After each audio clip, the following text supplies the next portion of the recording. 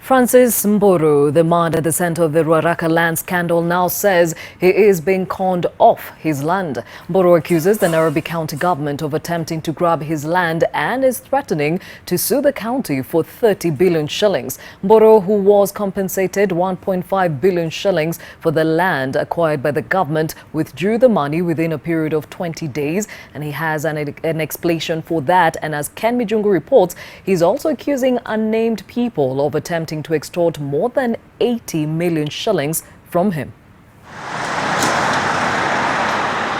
Straight from a meeting with the Ethics and Anti-Corruption Commission investigators that lasted more than 12 hours, a visibly tired Francis Mburu sought to set the record straight. I have never surrendered. My company has never ever surrendered. The only people who can surrender are the registered owners of the property. That is African Export Import and Hewlands Limited. But there's a lot of publicity, and I say there's a lot of publicity, wrong publicity, from the people who have been fighting me. You know that land is my land since 1981. Mburu and two of his sons' homes were raided early Thursday morning. Documents, computers and cash were taken away by the investigators. The issue at hand is the Ruaraka land, a 96-acre parcel he says he has owned for close to 3 decades. I did not develop those houses. You know, surrender has a consideration. You only surrender when you develop, because you surrender to the people that you have built the houses for. Isn't it? Okay? Yeah. That scheme never continued.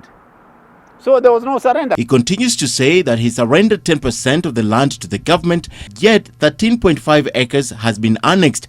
Mburu further says he was supposed to put up 120 units but changed his mind. In that land, Sonko have taken over 800, and I have taken them to court. You know how much I want from the city council? From the Nairobi County government? I want 30 billion shillings. Because they took those properties, they have built high-rise buildings on my property. Now they are talking about the surrender. How can you allocate my land?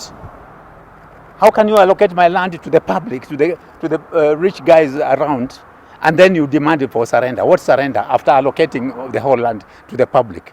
He claims the issue has been given negative publicity and says he is targeted by some individuals who have also demanded 82 million shillings from him. He's now planning to sue the county for 30 billion shillings regarding about 47 acres he claims the county has grabbed from him. You know, the land there, the value there is 400 million per acre. That's official value, open market. I've been selling this land to Kenyans for 200 million per acre. My land, original land, was 96 acres. Now what I have sold to the government is 54 acres. I've sold that land half of the value. He also says he will refund the 1.5 billion shillings paid by the government to him in compensation. 930 million shillings out of the 1.5 billion shillings was redistributed within 20 days of payment. Mburu now claims all the recipients are his companies. 1.5 billion, you get it from the government. They have taken your land, okay? The parliament has approved. The Minister of Finance has approved. The whole government has approved. They have looked at the document before they pay me.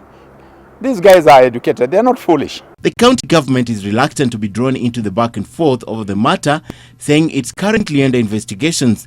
EACC, DCI and Parliament are carrying out parallel investigations.